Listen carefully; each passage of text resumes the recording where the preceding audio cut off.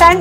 Muy, pero muy bienvenidos aquí a iNoticias en TVNet, donde todos los días tenemos distintos invitados. Este último tiempo se ha hecho ya habitual tener invitados de carácter político. ¿Por qué? Porque ya quedan muy pocos días para que usted vaya a votar el próximo 21 de noviembre, ya sea, bueno, tiene que votar por presidente, senador, diputado y también consejeros regionales. Una situación, cierto, que ha provocado también que nosotros como medio de comunicación regional tenemos la misión de informar quiénes son los candidatos de acá de la zona, cuáles son sus propuestas, cuáles son sus opiniones en distintas materias de actualidad, contingencia y por supuesto también política. Vamos a presentar a nuestro invitado que ya es parte de la casa, amigo ya, él es Carlos Oyarzún, bueno, 31 años, un joven, ¿cierto? Nacido y criado en Osorno, él estudió en el Osorno College, abogado de profesión y magíster en Derecho Administrativo. ¿Cómo estás, Carlos? Muy, pero muy bienvenido. Hola, Claudia, muy bien, muchas gracias. Aquí dándolo todo para que nos vaya bien el próximo domingo. ¿Cómo ha estado la campaña? ¿Cómo te ha ido? Ya quedan muy pocos días, has recorrido, ya lo hemos hablado, ¿cierto? Las 12 comunas, ¿cómo has visto primero la recepción de la gente y también las problemáticas más habituales? Muy bien, yo al menos muy contento.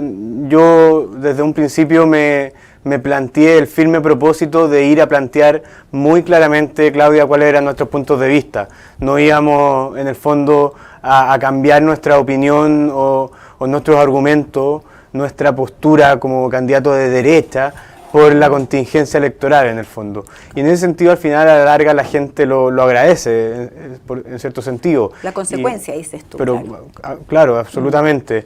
Y obviamente en los últimos días se va tensionando el ambiente, eso es natural, pero yo al menos trato de mantenerme al margen de cualquier tipo de cosa que nos pueda desenfocar de lo que al final a nosotros nos interesa, que es influir en las ideas y tratar de ir a convencer personas y no básicamente hacer la típica elección de todos los candidatos que se dedican, o de la clase tradicional que se dedica a poner palomas y con muchos recursos a instalar una campaña sin absolutamente ninguna idea ni ningún principio detrás. Ahí también quería llegar porque yo he sido testigo y me imagino que ustedes también en sus casas de ver muchas palomas rayadas, rotas, ¿cierto? Muchas palomas que las tiran, las quebran, se las roban, etcétera. Y quizás no me refiero a un partido en general, sino que son los candidatos que les ha pasado lo mismo y estamos hablando igual de palomas que requieren trabajo, esfuerzo, también el tema de trasladarlas, el recurso económico. Entonces ahí llega un poco a dar impotencia, me imagino más a ustedes los candidatos, ¿cierto? Ver cómo personas inescrupulosas les rompen las palomas, se las rayan, etcétera, como para en el fondo eliminar el candidato. O se las roban. O se las roban, claro, literalmente. Entonces ahí es como, no sé, a mí como ciudadana común y corriente me llega a dar rabia y frustración, porque en el fondo deberíamos, si queremos cambiar la política, deberíamos precisamente no hacer ese tipo de cosas, evitar ese tipo de cosas, sobre todo la violencia en esto, en la campaña. Sí, absolutamente, Claudia, yo estoy totalmente de acuerdo contigo y te voy a decir una cosa. Yo desde un principio también nos propusimos hacer una campaña muy austera. Yo no iba a gastar una cantidad obscena de millones de pesos como lo han hecho otros candidatos, claro. Pues dentro de las muchas razones, bueno, porque no las tengo, pero además porque encuentro que hoy día, en la situación económica en la que atraviesa el país, es una falta de respeto, básicamente, claro. de quemar la plata de tal manera, y creo que es una muy mala señal. Y por lo mismo, nosotros dentro de nuestra capacidad, de nuestros recursos, nos dedicamos a hacer una campaña muy austera. Y en ese sentido, lo que tú dices, obviamente que a mí me molesta mucho más que efectivamente a veces campañas con una cantidad de recursos ilimitados se dediquen finalmente a atacar a campañas en las cuales el personal y la cantidad de recursos es reducida. Pero yo voy a insistir, yo Claudia, no me voy a perder Yo estoy enfocado de aquí al 21 de noviembre en influir y en instalar ideas, temas, debate. Lamentablemente, nosotros como candidatos de derecha, a veces nos quedamos en estos detalles y por eso a veces la gente nos pasa la cuenta como nos ha pasado la cuenta del último tiempo. Entonces, por lo mismo, yo voy a seguir en lo mío y... Te mantienes al margen. Me mantengo al margen y no tengo absolutamente nada de lo cual... Y prefieres seguir, digamos, con esta campaña limpia.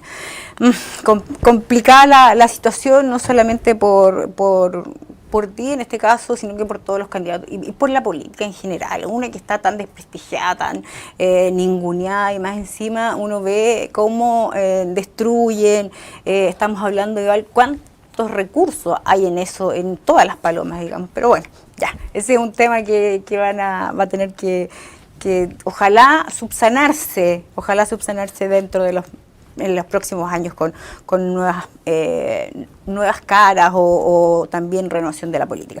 Quiero llevarte a la actualidad y preguntarte cuál es tu opinión con respecto a la acusación constitucional presentada al presidente Sebastián Piñera, donde estuvieron 22 horas, ¿cierto?, ahí hablando y esperando que lleguen algunos candidatos, como por ejemplo Boric, y también la falta de respeto de este otro diputado, digamos, que se hizo el PCR y también no esperó los resultados. 22 horas por una acusación constitucional.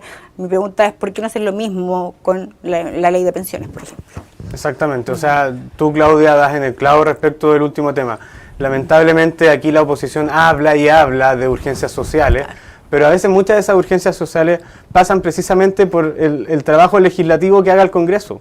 Pero el Congreso lamentablemente está más enfocado en dedicarse a temas políticos por únicos y exclusivos afanes electorales, en vez de estar dedicado única y exclusivamente a legislar la urgencia de las personas. La reforma previsional lleva más de 2 años parada en el Congreso. Sí, y para una acusación constitucional, que todos sabemos que en el Senado se va a rechazar porque no están los votos, y que la oposición en la Cámara también sabía eso y aún así la presentó, para eso tienen 22 horas y hay un diputado hablando 14 horas, al cual, claro, y lamentablemente Chile tuvo que dedicarle 14 horas de su tiempo para que llegue el candidato a la presidencia. ¿Y sabes lo que pasa, Claudia? Fueron 14 horas en las cuales no dijo un argumento serio. Sí. Entonces, ¿cómo la gente se va a interesar en la política? ¿Cómo en la política la gente va a ver soluciones a problemas reales si resulta de que hay un diputado en ejercicio que, haciendo un show, porque eso hay que decirlo, fue un show, no es capaz de dar un argumento en 14 horas? Sí. Entonces, eso es evidente. Y el diputado Naranjo lleva ya mucho tiempo en política y es para mí el caso paradigmático de las personas que creo que le hacen muy mal a la clase política en general. Tú, y también nota aparte, y también tengo que denunciarlo mucho, lo del diputado Sabaj es realmente vergonzoso. Él, tú sabes, Claudia, él votó todas las acusaciones constitucionales en contra. La oposición de las acusaciones constitucionales ha hecho un show. Llevan 15 acusaciones constitucionales. El diputado Sabaj las había votado todas en contra, por lo poco serio que eran las acusaciones constitucionales. Y esta, que era la menos seria de todas, la termina votando a favor por una presión política y porque es candidato a senador. Cuando además tú dices algo muy evidente, que es que él se cree un privilegiado y cree que no tiene que hacer la cuarentena preventiva a la espera del PCR, cuando además él mismo dijo que tenía síntomas. Entonces, ¿de qué estamos hablando? Sí. ¿De qué estamos hablando? De verdad, yo espero que ahí se apliquen las sanciones que correspondan, porque la actitud del diputado Sabaj no puede quedar impune. Una incongruencia y lo más triste de todo, yo como periodista revisé también medios de comunicación de otros países donde en el fondo damos un muy mal ejemplo, quedamos muy mal parados con esa situación y que es lamentable, la verdad, muy lamentable. Yo, Claudia, para terminar el punto, te quiero decir una cosa. Yo no voy a defender la actitud y probablemente las malas decisiones de Sebastián Piñera. No, yo creo, y es más, yo creo que Sebastián Piñera le ha hecho muy mal a la derecha chilena. Y eso hay que decirlo, y hay que reconocerlo, y hay que decírselo a la gente. Claro. Pero de ahí a tolerar el escándalo legislativo y el show que hace la oposición en el Congreso, estamos muy lejos. Sí, exactamente. No, sí, aquí el tema no es digamos, que Sebastián Piñera, digamos, tenga recursos, digamos, de familias o que haya hecho algún delito que se tiene que investigar, está claro. Pero aquí es el fondo, el trasfondo del tema de lo que pasó con esta acusación constitucional justo antes de las elecciones, llama bastante la atención. ¿Tú crees que va a prosperar esto en el Congreso? No, o sea, perdón, en el Senado. En el Senado, evidentemente que no. Se va a rechazar. Y la oposición sabía que antes de presentarla que se iba a rechazar. Claro. Y ese es mi punto. Aún así siguen, insisten. ¿Por qué? Única y exclusivamente por un afán político. Y eso es lo que a la gente ya la tiene choreada de la clase política.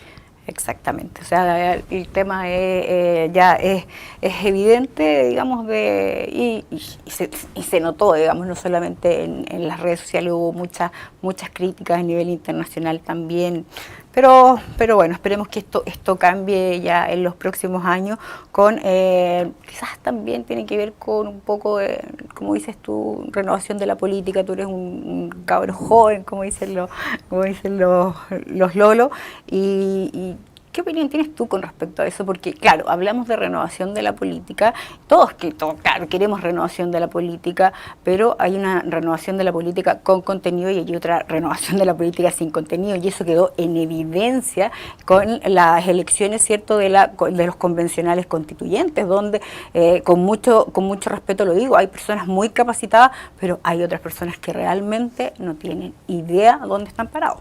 Sí, exactamente. Bueno, nosotros desde siempre le hemos tratado de dar contenido a la renovación, precisamente por lo que tú dices, Claudia. Así, la única cara o solamente el hecho de ser joven para mí no basta. Aquí hay que también demostrar cuáles son las formas y los méritos para efectivamente hacer esa renovación. Para mí la renovación también parte por una forma distinta de hacer las cosas. La clase política tiene que entender que la relación hoy día con las personas es horizontal y no es vertical, y que las decisiones se toman de cara con las personas y no dándole la espalda. Durante mucho tiempo, y particularmente mi sector político, en ese sentido se equivocó rotundamente. Y habían decisiones que a veces imperaban en argumentos técnicos, pero desconociendo a veces las realidades sociales que viven las personas. O sea, particularmente, por ejemplo, me refiero al 10%. Una materia a la cual yo soy totalmente contrario, pero lo que sí creo es que sí debemos humanizar la relación y no podemos quedarnos solamente en el argumento técnico, sino que también tenemos que ir a convencer a las personas de por qué a ellos no les conviene el 10%. Sí. Y te lo estoy poniendo como un ejemplo. Claro, de hecho ya estamos pagando hoy en día con la inflación, ya estamos pagando las consecuencias. Primer, segundo y tercer retiro. Entonces, claro. Lo otro que yo siempre digo, aquí nosotros abandonamos la calle. Y ahí también hay una falta de energía, una falta de convicción, una falta de liderazgo, que es lo que la renovación de la política tiene que hacer. Exactamente. Aquí, y si nosotros no hacemos ese cambio de mentalidad, desaparecemos. Eso también hay que tenerlo clarito. Sí. Con los mismos rostros, con las mismas formas, nosotros no vamos a perder, sino que vamos a desaparecer. Y a veces con los mismos principios, y los principios no cambian. Y a veces a mí me da la impresión de que somos los jóvenes, los más puritanos y los con más convicción para defender los principios del bien común, del principio de la subsidiariedad. A veces hay candidatos que uno después escucha las propuestas y uno los ve más bien en la izquierda. Pero bueno, a eso es lo que me refiero con renovación, a entender cómo hoy día se tienen que hacer las cosas y cómo tenemos que ir a defender también nuestro proyecto político y cuál va a ser la energía y la convicción que le vamos a poner a eso. Exactamente. Te quiero llevar un tema que es un tema ya más a nivel nacional y que tiene que ver con bueno, también que nos compete a todos, lo que está pasando en la Araucanía, porque en medio de la extensión precisamente del estado de excepción, ¿cierto? En un medio de comunicación a nivel nacional se informó que las demandas en contra del Estado de Chile por violencia aumentarían o van a aumentan ya a casi 6.000 millones.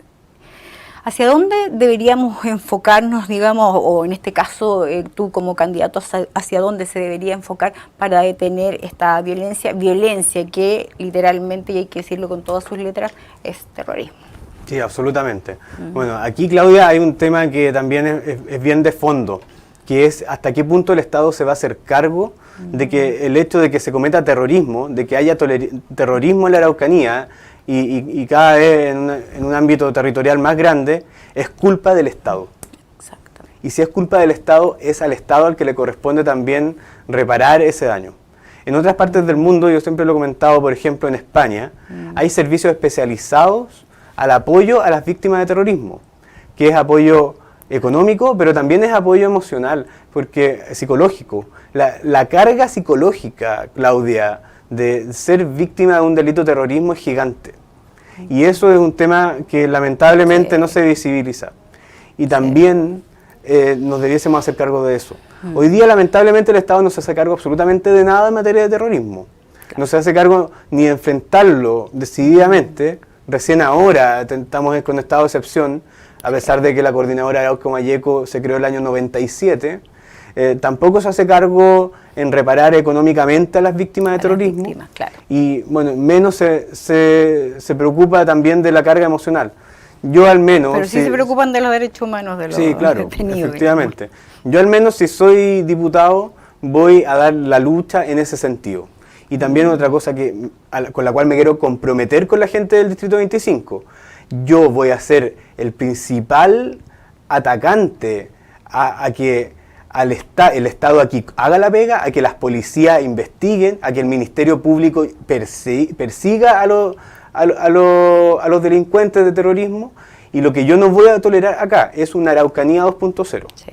O sea, aquí se le pone límite al terrorismo. Estamos en una línea muy delgada. Y lamentablemente uno ya ve que han existido actos de terrorismo. O sea, a 20 kilómetros de Osorno. Yo no estoy hablando de realidades tan alejadas.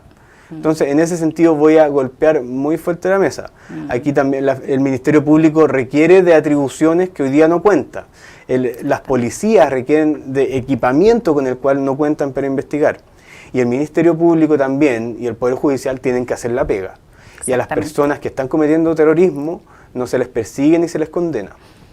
Carlos, me dicen que estamos en la hora, pero no puedo dejar de preguntarte con respecto al tema del desempleo que ha ido disminuyendo, ¿cierto?, progresivamente tras la primera ola del coronavirus. Sin embargo, aún tenemos mucho camino para volver a la normalidad, ¿cierto? ¿Cuál es tu opinión respecto cómo mejoramos las condiciones laborales de los agricultores y emprendedores de la región de los lagos, en este caso, y específicamente del Distrito 25? Bueno, nosotros hemos levantado varias propuestas. En cuanto a los agricultores, yo de la conversación que también he tenido con los pequeños agricultores, porque eso hay que decirlo, aquí las soluciones y las propuestas van conversadas con la gente, no son iluminadas desde arriba. Aquí lo que falta es apoyo técnico integral dentro de todo el proceso productivo. Hoy día INDAP o el Estado en general apoya, y a veces apoya harto a los pequeños agricultores, pero los apoya en aspectos específicos. En el insumo, en la semilla, lo que se requiere... Falta mano de obra, digamos. Pero más allá de eso, es una asesoría técnica que vaya desde la toma de decisión del pequeño agricultor hasta después también toda la carga administrativa que requiere. Y eso hoy día no se ve o no se toma desde ese punto de vista.